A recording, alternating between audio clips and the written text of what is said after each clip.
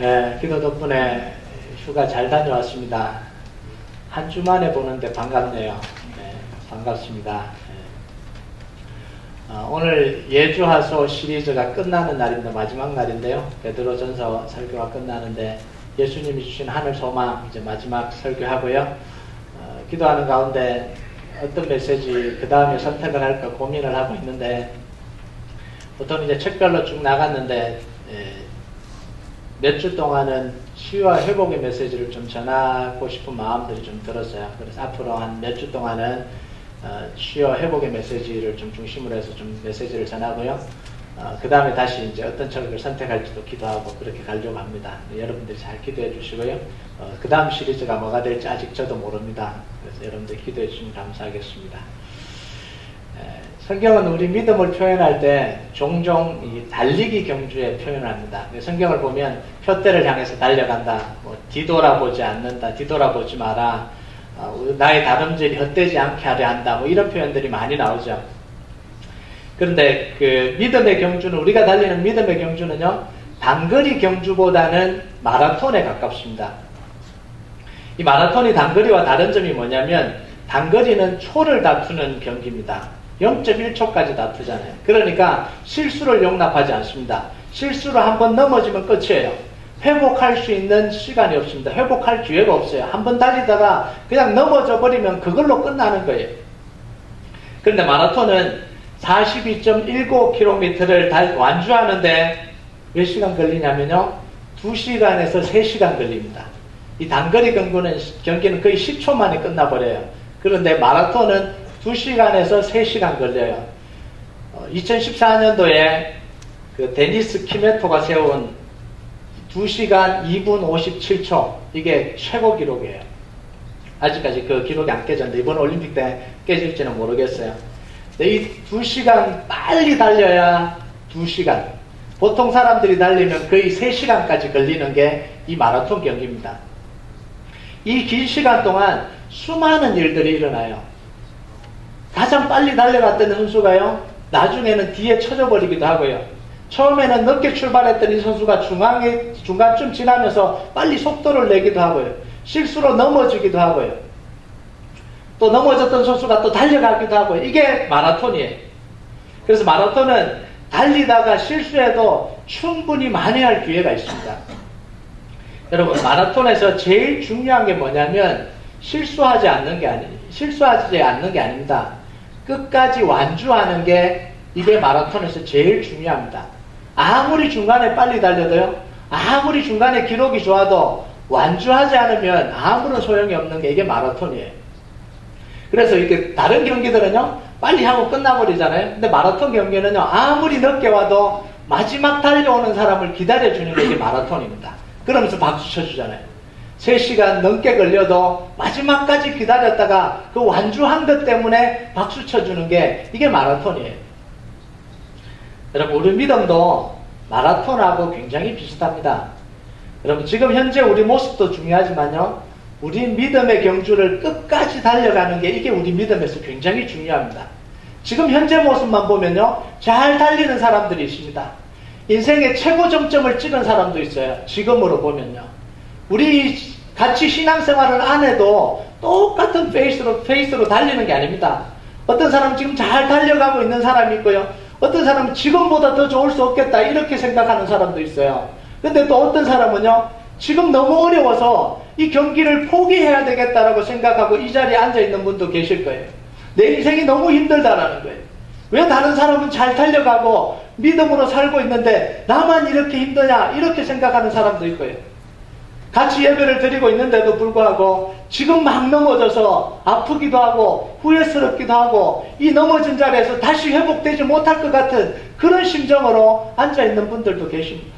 또 어떤 분들은요, 지금까지 넘어졌다가 이제 겨우 힘을 얻어서 이제 좀 달려봐야 되겠다, 이제 좀 일어나 봐야 되겠다 이런 생각을 가지고 지금 이 자리에 앉아 계신 분들도 계실 거예요.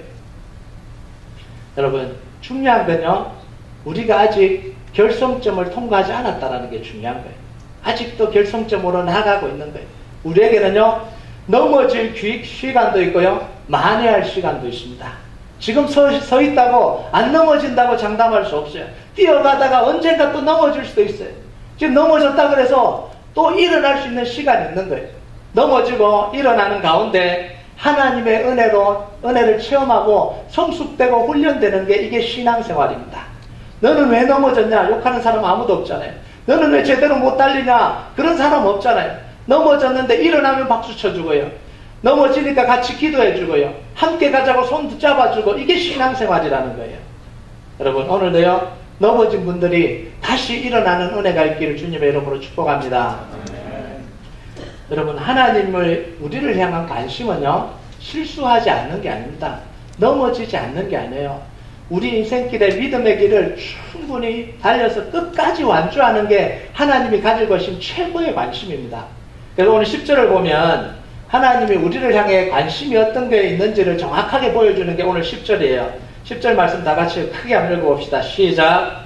모든 은혜의 하나님 곧 그리스도 안에서 너희를 부르사 자기의 영원한 영광에 들어가게 하시니가 잠깐 고난을 당한 너희를 친히 온전하게 하시며 굳건하게 하시며 강하게 하시며 털을 견고하게 하시리라. 여기서 우리가 세 가지를 봐야 되는데요. 첫 번째는 하나님은 우리에게 주실 수 있는 모든 은혜를 다 동원해서 자기 영광에 들어가도록 인도하신다는 거예요. 이 자기 영광은 뭐예요? 하늘나라로 들어가도록 하나님이 부어주시는 은혜를 다 부어주셔서 우리로 하여금 그 하늘나라까지 들어가도록 우리를 도와주신다는 거예요.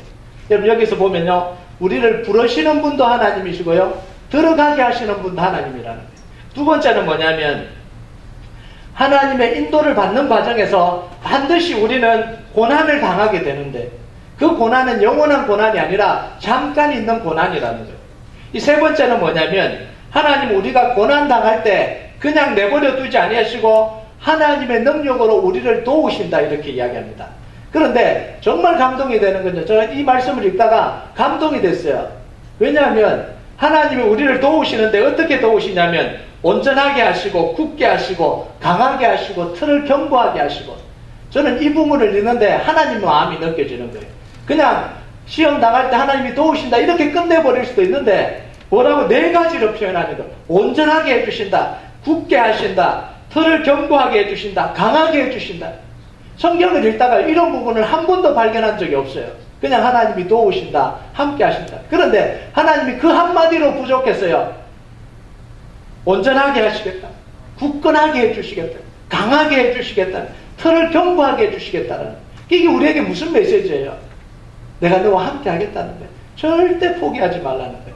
절대 넘어졌다고 그 이제 끝이다라고 생각하지 말라는 거예요. 하나님이 도와주시겠다라는 거예요. 여러분, 우리가요, 이 세 가지 틀 안에서 인생을 바라봐야 됩니다.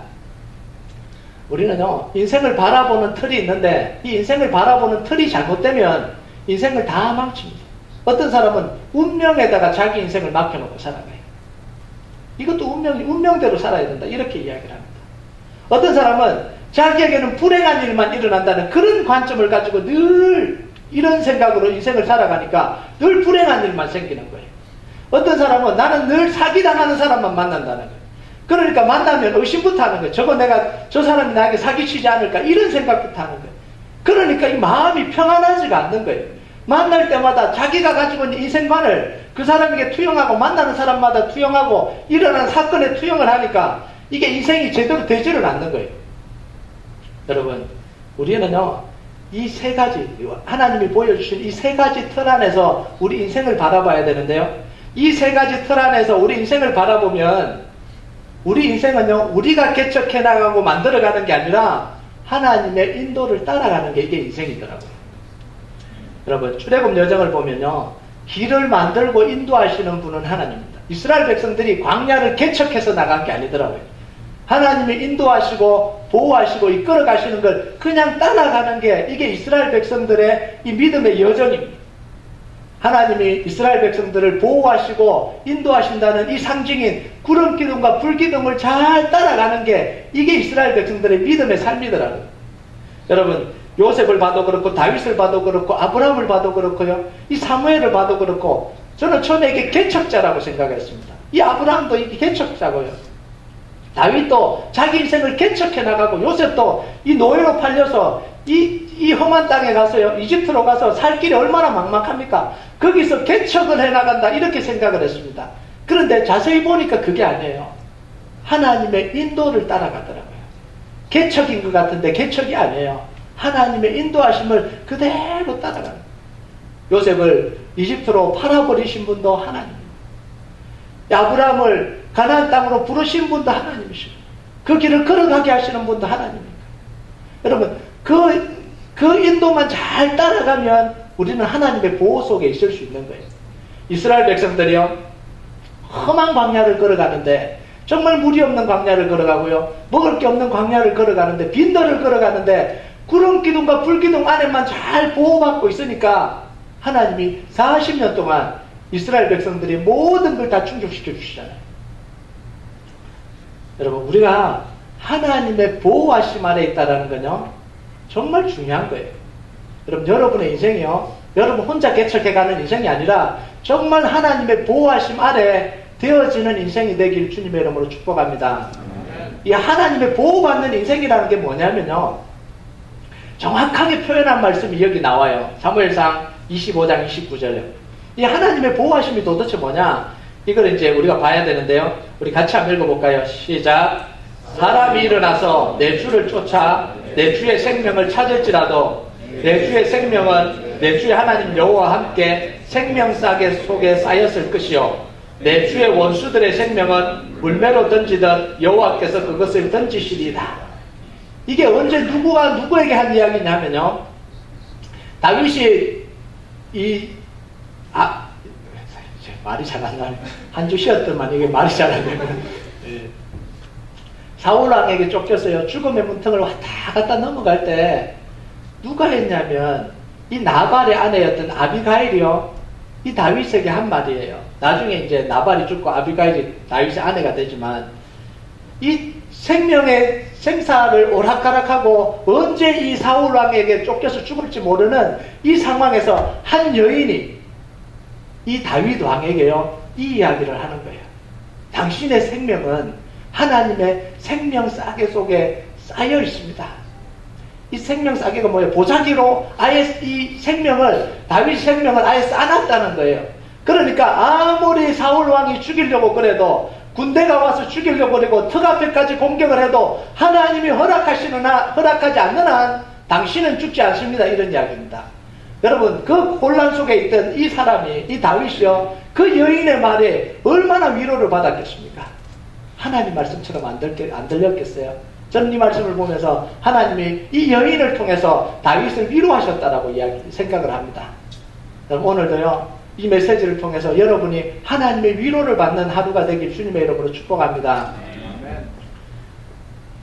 여러분, 그런데 우리가 하나님의 보호하심을 받는다고 할 때 하나님의 보호하심의 특징이 있어요. 어떻게 하나님이 우리를 보호하시는지 알아야 우리가 보호를 받잖아요. 하나님의 보호는요, 하나님 우리가 닥치는 어려움을 사전에 다 차단해버리지 않는다라는 거예요.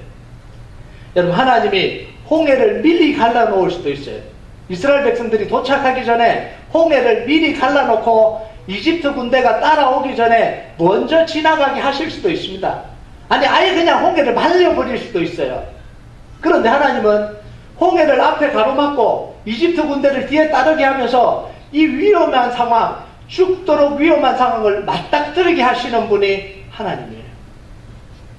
하나님은요, 목이 다 타들어가는 이 사막에서 물을 주실 수도 있어요. 그런데 3일을 걸어도 물을 구하지 못하는 이런 갈증과 목마름의 이 상황에 그냥 놔두시는 거예요. 음식이 다 떨어져가고 먹을 게 다 떨어져가는데요, 이 사막을 아무리 봐도 먹을 게 찾을 수가 없어요. 그런데 그 다 떨어가기 전에, 이런 두려움이 생기기 전에 그냥 만나를 먼저 내려주실 수도 있는데, 이 고통과 어려움을 직면하게 하신 뒤에 하나님은 그것을 만나를 내려주십니다. 그리고요, 군대가 정비가 되기도 전에 아말렉 군대가 쳐들어와서 몰살당할 죽음의 극도의 위험을, 극도의 두려움까지 느끼게 만들고 난 뒤에 하나님이 이스라엘 백성들을 구원해 주십니다. 여러분, 이 네 가지는요, 우리 인생길에서 반드시 겪게 되는 어려움입니다. 홍해 앞에 맞닥뜨렸다는 게 이게 뭐예요? 이 막다른 골목이잖아요. 우리 인생에 늘 막다른 골목을 대하잖아요. 이제 더 갈 데가 없겠구나. 여기까지 왔는데 더 갈 데가 없다. 이런 막다른 골목에 설 때가 우리가 얼마나 많아요. 그리고 두 번째는 이 물은 뭐예요? 갈증이. 우리가 얼마나 이 갈증을 느끼고 살아갑니까? 인생의 갈증을 느끼고 살아가잖아요. 갈망을 느끼고 살아가잖아요. 이 먹을 위기는요, 이 먹을 것이 없어서 고통당한 이게 모든 인간이 느끼는 이 고통 아닙니다. 이 죽음의 고통이요. 이거는 인간이 느낄 수 있는 최고의 고통이에요. 하나님은 인도를 하시지만 인간이 느낄 수 있는 모든 고통, 모든 위험을 맞닥뜨리게 하시면서 하나님은 우리를 인도해 가신다는 거예요. 여러분, 하나님이 인도해 가시는데도 그 길에도 어려움이 있습니다. 하나님이 인도해 가시는데도 우리는 두려움을 느낍니다. 하나님이 인도해 가시는데도 고난이 있어요. 하나님이 인도해 가시는데도 심지어 죽음의 공포까지 느끼는 거예요. 그런데 하나님이 인도해 가시는데 왜 이런 고통을 주시냐? 여러분, 이 고난은요, 잠깐의 고난입니다. 하나님은 이 고난으로 망하게 하거나 죽게 하지 않습니다. 죽을 것 같은데 안 죽어요. 홍해 앞에 죽을 것 같은데 안 죽잖아요. 물이 없어서 이 목말라 죽을 것 같은데 안 죽잖아요. 굶어 죽을 것 같은데 안 죽잖아요. 몰살 당할 것 같은데 안 죽잖아요. 여러분, 우리 인생을 살아가면서 죽을 것 같다 그러는데 안 죽으셨잖아요. 죽었으면 어떻게 여기 있겠습니까? 여러분, 죽을 것 같다라는 말을 몇 번이나 하고 살으셨습니까? 힘들 때마다 죽겠다, 죽어야 되겠다, 이렇게 이야기하고 사는데 아직도 안 죽고 계시잖아요. 기적입니다, 기적. 여러분, 하나님이 고난 때마다 하나님의 능력으로 고난에서 이기게 하시고 이스라엘 백성들을 건지시고 온전하게 하시고 굳건하게 하시고 강하게 하시고 틀을 견고하게 하시고, 얼마나 이 신실한 하나님, 얼마나 이 든든한 하나님이에요. 저는 이 네 가지 단어를 볼 때 정말 감사해요. 온전하게 하시고 굳건하게 하시고 강하게 하시고 틀을 견고하게 해주시겠다는. 여러분, 하나님이 인도해 가시는데도 왜 이런 일이 생깁니까? 여러분, 이거는 하나님이 없는 사람들이 겪는 고난이 아닙니까? 하나님이 없어서 두렵고 막 힘들고 막 너무너무 이 극심한 고난에 몰리는 건 이거 하나님이 없는 사람이 당해야 되는 거 아니에요? 그런데 왜 하나님을 믿고 가고 하나님의 보호하심 속에 있으면서도 이런 고난을 고스란히, 이런 두려움을 고스란히 우리가 다 느끼고 살아가야 되냐는 거예요. 여러분, 이건요, 하나님이 능력이 없어서가 아닙니다. 뒤에 역사하실 거라면 앞에도 역사하실 수 있잖아요. 홍해를 나중에 가르칠 거라면 앞에도 가르칠 수도 있는 거잖아요. 만나를 나중에 내리실 거라면 미리 내려주실 수도 있잖아요. 그러니까 하나님이 능력이 없어서 우리가 이런 고통을 겪는 게 아니라는 거예요. 하나님을 신뢰하는 법을 배우게 하기 위해서 하나님은 인간이 느끼는 이 두려움과 고통을 다 느끼게 만드시는 거예요. 그러면서 하나님이 우리를 도와주시고 건져주시면서 결과가 뭐냐면, 하나님을 신뢰하는 법을 배우라는 거예요. 여러분, 고난을 당할 때 고난을 보지 말고 하나님의 도우심의 손을 볼 수 있는 이 연습을 자꾸 시켜주시는 거예요. 그래서 우리가 이 고난을 당하고 하나님이 구원을 해주시는 거예요. 홍해 앞에서 두려워 떨고 서서 있을 때 하나님이 이스라엘 백성들에게 뭐라고 이야기하십니까? 우리 잘 한번 볼까요? 출애굽기 14장 13절에서 14절 같이 크게 한번 읽어봅시다. 시작. 모세가 백성에게 이르되 너희는 두려워하지 말고 가만히 서서 여호와께서 오늘 너희를 위하여 행하시는 구원을 보라. 너희가 오늘 본 애국 사람을 영원히 다시 보지 아니하리라. 여호와께서 너희를 위하여 싸우시리니 너희는 가만히 있을지어다. 자, 가만히 서서 여호와께서 오늘 너희를 위하여 행하시는 구원을 보라, 이렇게 이야기합니다. 이 말은 이스라엘 백성들이 할 수 없다라는 이야기입니다. 이스라엘 백성들이 할 수 있는 일이 아니라는 거예요. 하나님이 하셔야 될 일이라는 거예요. 그러니까 하나님이 하실 테니까 너희들은 가만히 서서 하나님이 하시는 일을 보라는 거예요. 여러분, 가만히 서서 하나님을 보라는 거, 이게 뭐예요? 믿음을 가지고 하나님을 믿고 기다리라는 거예요. 기다리라, 이게 중요한 거예요. 기다리라. 하나님이 하실 걸 믿고 기다리라. 여러분, 두려운데 어떻게 기다려요? 두렵잖아요. 두려운데도 불구하고 잠잠히 기다리라는 거예요. 이게 이런 일을 저지르고 있는 거예요. 여러분, 이 사건 때문에 이스라엘 백성들은요, 가나안 땅으로 들어가지도 못하고 광야에서 다 죽어버렸습니다. 일어나지도 않은 일을 두려워하다가 망해버린 거예요. 이게 바로 염려입니다. 염려. 여러분, 지금 우리 인생을 다 망치고 있는 것도 바로 일어나지도 않은 것 때문에, 그 염려 때문이잖아요. 여러분, 이대로 가다가는 망할 것 같은 두려움, 이런 두려움이 찾아오니까 꼭 이상한 행동을 해버립니다. 아직 일어나지도 않았는데 그런 두려움에 사로잡혀서요, 정상적인 사고를 하는 게 아니고 이상한 사고를 해버립니다. 재정이 파탄 나버릴 것 같은 이런 두려움에 빠지니까 늘 이 생각 속에 사로잡히니까 사기꾼들이 한번 이렇게 들쑤시면 그냥 그게 쑥 빠져버립니다. 사람들이 자기를 다 떠나버릴 것 같은 두려움을 느끼는 거예요. 아무도 안 떠나요. 근데 스스로 난 다 떠나버릴 것 같아. 아무도 안 떠나. 사람들이 나를 다 미워할 것 같다. 이런 두려움에 사로잡혀서 막 아무도 안 두려워해요. 아무도 안 두려워하는 게 아니라 아무도 안 미워해요. 그런데 자기 스스로 그런 두려움을 느껴서 이상한 행동을 하게 되는 거예요. 여러분, 이게 인간이에요. 졸업하면 직장을 구하지 못할 것 같은 이 두려움에 빠져서 제대로 뭔가를 하지를 못하는 거예요. 아직 졸업도 안 했는데. 졸업하고 뭔가 맞닥뜨려 보지도 않았는데 그런 두려움에 빠져 있는 거예요. 여러분, 그런데 일어나지도 않은 일을 가지고 그 고민한다고 잠 못 자고요. 일이 손에 잡히지 않고요. 사람들에게 짜증내고요. 미리 자포자기하고요. 하지 말아야 될 행동을 일어나지도 않은 일을 가지고 지금 하고 있는 게 우리 모습이라는 거예요. 그런데 그 염려가 언제 사라지냐면 그 다음에 나오죠. 그 염려를 주께 맡기라, 이렇게 맡길 때. 근데 이 맡긴다는 단어는 에피딥토라는 단어인데요, 던지다, 버리다 이런 뜻입니다. 이 갖고 있는 걸 던져버리는 거예요. 염려를 가지고 있지 말고 예수님께 던져버리라는 거예요. 그래서 이걸 가장 잘 표현한 말씀이 뭐냐면 시편 55편 22절 말씀이에요. 우리 같이 한번 읽어볼까요? 시편 55편 22절 같이 한번 읽어봅시다. 시작. 내 짐을 여호와께 맡기라. 그가 너를 붙드시고 의인의 요동함을 영원히 허락하지 아니하시리로다. 짐을 던져버리면 안 흔들리는데 짐을 가지고 있으면 늘 불안한 거예요. 여러분, 염려하는 건 뭐하고 똑같냐면 이 무거운 짐을 혼자 지고 가는 거하고 똑같은 거예요.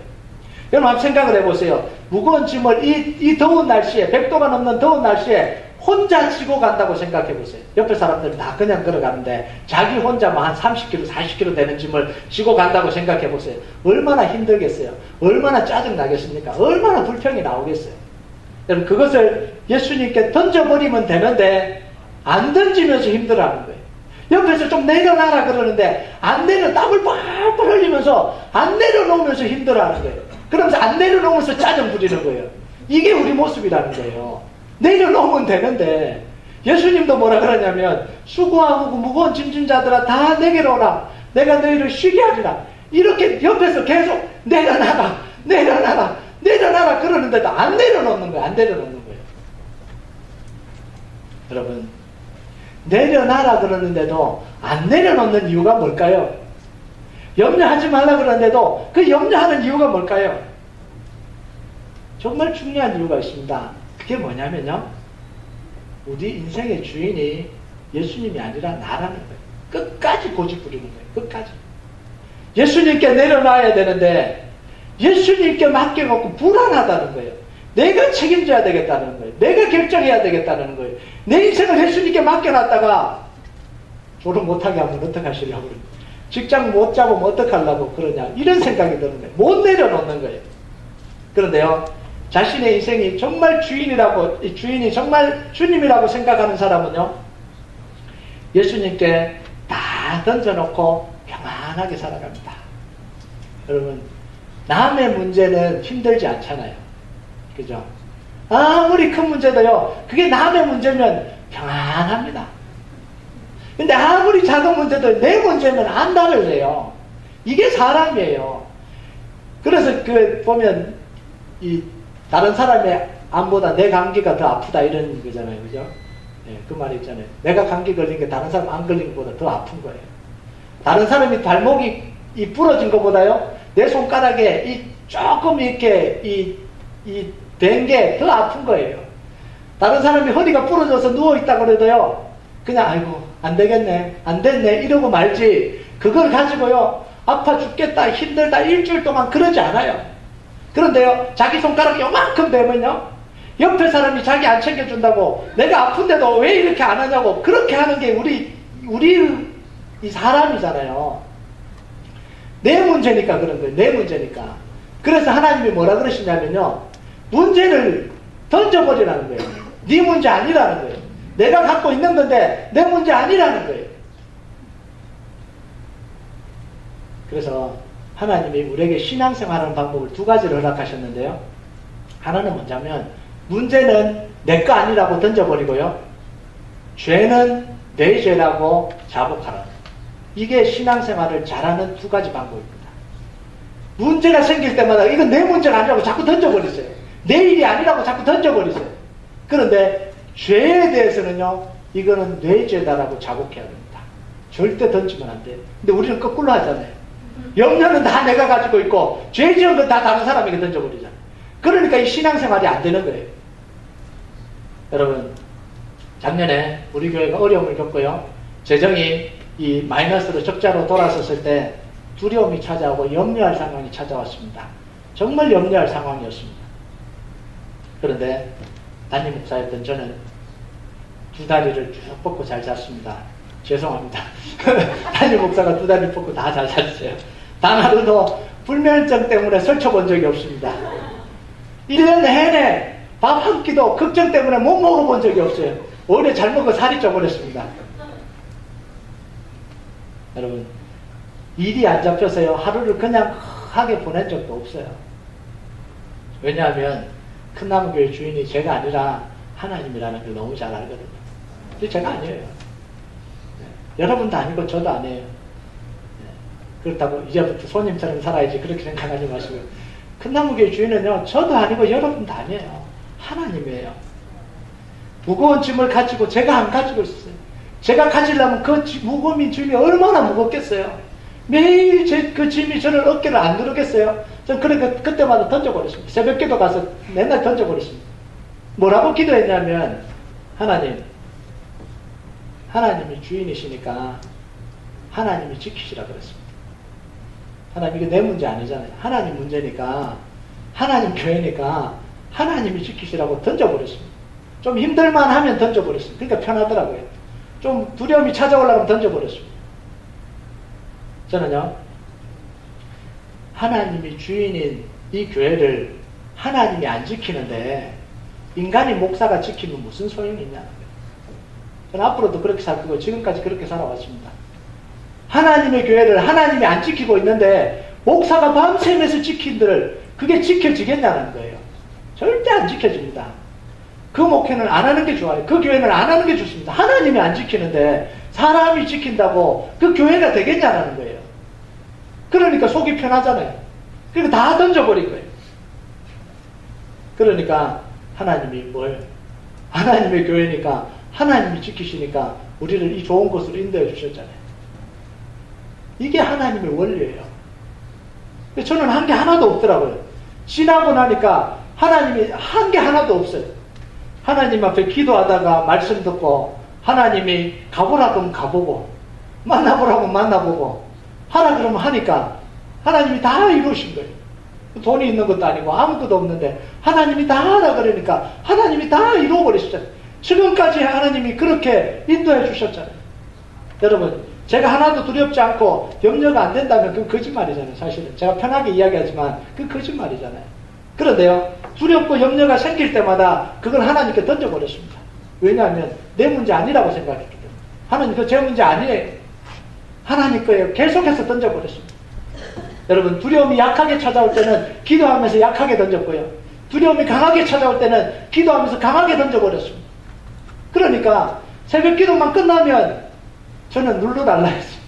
힘든, 이 교회 상황이 힘든데 룰루랄라 해요. 다 던져버렸거든요. 그리고 이제 또 저녁 때 되면 또 두려움이 찾아오면 새벽에 또 가서 또 던져버리는 거예요. 그럼 또 하루 룰루랄라 살아갑니다. 여러분, 이렇게 할 수 있었던 이유가 뭐냐면 11년 동안 4번 성전 이전을 하면서요, 하나님이 역사하신 것이 있기 때문에 그런 거예요. 그게 없었다면 제가 어떻게 던져버리고 가만히 있겠어요? 여러분이 지금까지 신앙생활을 해오면서요, 하나님이 역사하시는 걸 다 봤잖아요. 하나님이 교회 속에 어떻게 역사하시는지 다 봤잖아요. 이제는요, 여러분이 그거를 여러분의 인생에다 적용을 해야 됩니다. 교회는 되는데 왜 내 인생은 안 되냐고요. 하나님의 교회는 역사하는데 내 인생 속에 역사하지 않겠습니까? 당연히 역사하시는 거예요. 여러분, 이제는요, 그 하나님을 여러분의 삶 속에 적용시키시고요, 교회의 여리고를 무너뜨리신 하나님은 여러분의 가정의 여리고도 무너뜨리십니다. 여러분, 그거 믿으시기 바랍니다. 그럼 8절에 보면 베드로가 갑자기 마귀 이야기를 꺼냅니다. 염려 이야기를 하다가 갑자기 마귀 이야기를 꺼내요. 8절을 다 같이 한번 읽어볼까요? 시작. 근신하라 깨어라. 너희 대적 마귀가 우는 사자같이 두루다니며 삼킬 자를 찾나니. 염려 이야기하다가 왜 갑자기 마귀 이야기를 하죠? 그러면 마귀와 이 염려가 관계가 있다는 말입니까? 없다는 말이에요? 관계가 있다는 이야기잖아요. 마귀가 우리를 삼키는데 뭘로 통해서 삼킨다고요? 바로 이 염려를 통해서 삼킨다는 거예요. 성경에 보면 마귀가 우리를 공격하는 방법이 여러 가지입니다. 가장 심각한 공격은 뭐냐면 귀신 들림 현상이에요. 이게 가장 심각한 공격입니다. 그 사람 속으로 들어가서 그 사람의 이 지배해서 그 사람의 인생을 완전히 파탄나게 만들어버립니다. 현대에도 이런 일들은 일어나고 있습니다. 그런데 이런 일들은 일반적인 경우는 아니잖아요. 우리 교회 교인들이 다 여기 앉아있는데 여기서 귀신 들린 사람 아무도 없잖아요. 그러잖아요. 귀신 들렸으면 이제 오늘 제가 쫓아내야 됩니다. 귀신 들리신 분들은 예배 끝나고 목양실에 오시기 바랍니다. 없잖아요. 귀신 들린 사람이 없잖아요. 그렇다고 마귀가 우리를 공격하지 않냐? 아니, 공격해요. 귀신 들리면 마귀의 공격이 아니에요. 가장 흔한 방법이 뭐냐면 이 염려를 통해서 우리를 공격하는 거예요. 왜냐하면 이 염려가 바로 불신앙이기 때문에 그래요. 하나님의 약속을 믿지 못하고 하나님 말씀을 의심하고 하나님을 주인으로 인정하지 않으니까 우리 속에 염려가 생기는 거잖아요. 염려가 왜 생기냐면 하나님에 대한 의심이에요. 하나님 약속에 대한 의심이에요. 안 믿으니까 그런 거예요. 여러분, 마귀가 바로 이런 우리 불신앙의 생각을 파고드는 거예요. 그러면서요, 불안하게 만드는 거예요. 불평하게 만드는 거예요. 짜증나게 만들어요. 미워하게 만들어요. 사람을 못 믿게 만들어요. 이게 염려로 생기는 거예요. 여러분, 왜 여러분들이 사람을 미워하나요? 왜 짜증을 내죠? 왜 불평하죠? 마음속에 염려가 있어서 그런 거예요. 여러분 속에 염려가 있었어요. 여러분의 마음이 편안한데 짜증 내십니까? 아니잖아요. 여러분 마음이 편안한데 다른 사람을 미워하세요? 아니에요. 여러분이 하나님의 은혜로 충만한데 불평하십니까? 아니에요. 속에 미워하는 이유, 짜증내는 이유, 그런 이유는 뭐냐면 내 안에 염려가 있기 때문에 그런 거예요. 여러분, 내 인생이 잘 되는데 다른 사람 인생을 쉬게 합니까? 아니요. 내 인생이 안 되니까 다른 사람 인생을 쉬게 하는 거예요.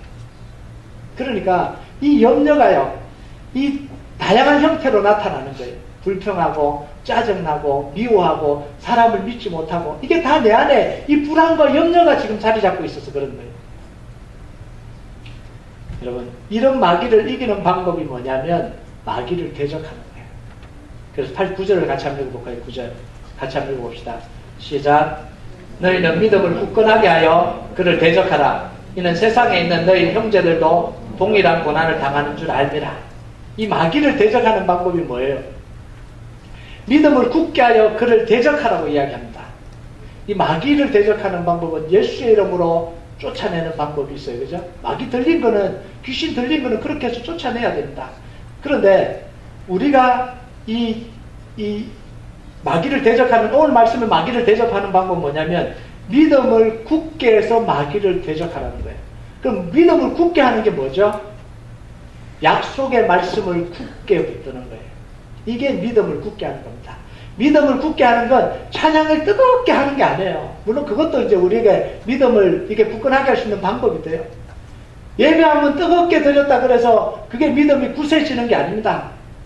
믿음이 굳게 되는 실체가 뭐냐면 하나님의 약속의 말씀을 굳게 붙드는 게 이게 믿음이 견고해지는 거예요. 여러분, 마귀가 우리에게 염려를 가져들 때 하나님의 약속의 말씀을 붙들고 그 염려를 이기는 게 믿음이 굳게 되는 겁니다. 이 마귀가 우리에게 속이잖아요. 너는 사랑받지 못한다. 네 인생은 그런 인생이다. 너는 이제 실패할 거야. 이런 생각을 우리에게 계속해서 주잖아요. 그때 우리가 이기는 방법이 뭐죠? 하나님의 약속의 말씀을 붙드는 거예요. 하나님이 부르신 모든 자들에게는 모든 것이 합력하여 선을 이루시다. 하나님이 우리를 나와 함께 하신다. 하나님이 나를 사랑하신다. 그 약속의 말씀을 붙드는 거잖아요. 그게 믿음에 견고하게 되는 거예요. 여러분, 여호수아와 갈렙이 일어나지 않은 두려움에 대해서 이긴 방법이 뭐냐면요, 바로 이 방법이에요. 말씀으로 믿음을 굳게 하니까 이 여호수아와 갈렙이 그 두려움을 이긴 거예요. 이제 거의 마지막인데요. 민수기 14장 8절에서 9절 한번 읽어볼까요? 민수기 14장 8절 9절 같이 읽읍시다. 시작. 여호와께서 우리를 기뻐하시면 우리를 그 땅으로 인도하여 들이시고 그 땅을 우리에게 주시리라. 이는 과연 적과 꿀이 흐르는 땅이니라. 다만 여호와를 거역하지 말라. 또 그 땅 백성을 두려워하지 말라. 그들은 우리의 먹이라. 그들의 보호자는 그들에게서 떠났고 여호와는 우리와 함께 하시느니라. 그들을 두려워하지 말라 하나. 지금 여호수아와 갈렙은 안 두려웠겠습니까? 거인을 보는데 안 두려웠겠어요? 가나안 땅을 점령하지 못할 것 같다는 이 생각이 안 들었겠습니까? 다 들었습니다. 정말 힘들었을 거예요. 그런데도 이 사람들이 뭘 믿고 이겼냐면 하나님이 가나안 땅을 주시겠다고 했던 그 약속의 말씀 때문에 그런 거예요. 두려운데 뭐라고 기도하냐면 하나님 가나안 땅 주시겠다고 약속하셨잖아요. 그 믿음을 가지고 붙들고 있는 거예요. 지금 버티고 있는 거예요. 왜 안 두렵겠습니까? 당장 싸움을 하면 그 거인들에게 발이 밟힐 거라고 생각을 왜 안 했겠어요? 그럼에도 불구하고 마음속에는 뭐예요? 하나님이 가나안 땅 주시겠다고 약속하셨잖아요. 그 약속 이루어달라고 하나님 앞에 매달리고 기도하는 게 이게 바로 여호수아와 갈렙입니다. 그래서 뭐라고 이야기를 합니다? 여호와를 거역하지 말라. 그 땅 백성을 두려워하지 말라. 그들은 우리의 먹이다. 그들의 보호자는 그들을 떠났고 하나님은 우리와 함께 하신다. 이게 놀라운 이야기예요. 이 두려운 상황에 이 약속의 말씀을 붙들고 뭐라 그러냐면 하나님이 가나안 땅을 들어가게 하셨기 때문에 나는 그거 붙들고 있겠다라는 거예요. 죽어도 그거 붙들고 있겠다라는 거예요. 거인의 발에 밟혀도 그 약속 붙들고 있겠다라는 거예요. 그게 믿음을 견고하게 하는 겁니다. 그러니까 이 여호수아와 갈렙에게는 뭐가 보이냐면 하나님이 함께 하심이 보이는 거예요. 저들의 보호자는 저들을 떠났고 우리의 보호자는 우리와 함께 한다. 올라가자. 우리가 반드시 점령할 수 있다는 거예요. 여러분 이민 와서요. 미국 와서 얼마나 이런 어려움을 당하고 계십니까? 여러분 미국 오면 저도 경험하고 여러분도 경험하는 거지만 기대했던 모든 것이 다 틀어지잖아요. 한국에서 상상하고 왔던 일들이 다 이게 어그러지잖아요. 그걸 경험하잖아요. 그걸 안 경험한 분들은 아직 이민 생활을 제대로 경험 못한 분들이고. 그때요, 얼마나 힘드셨습니까? 망할 것 같고, 안 될 것 같고, 포기해야 될 것 같고, 왜 한국에서는 하나님이 이렇게 말씀하셨는데, 이 상황은 이렇지, 이런 생각을 안 해보신 적이 누가 있습니까? 다 해보셨잖아요. 그때 우리가 그걸 이기는 방법이 뭡니까? 하나님, 내가 기도할 때 한국에서 이거 약속해 주셨잖아요. 그런데 왜 내 상황이 이렇습니까? 지금 내 앞에 이런 고난이 왜 찾아옵니까? 이걸 어떻게 이깁니까? 하나님 약속하신 대로 이루어 주십시오. 그걸 갖고 기도할 때 그 고난을 이겨갈 수 있잖아요. 그리고 지금까지 오신 거잖아요. 우리가 다른 방법이 있는 게 아닙니다. 다른 믿음이 있는 게 아니에요. 하나님의 약속하신 말씀을 내가 굳건하게 붙드는 게 이게 우리 믿음 생활의 핵심이에요. 여러분, 여호수아와 갈렙이 이 고백을 하니까 지금 당장은 소용이 없잖아요. 지금 당장은 쳐들어가지도 못했습니다. 그런데 하나님은 그 여호수아와 갈렙의 그 믿음의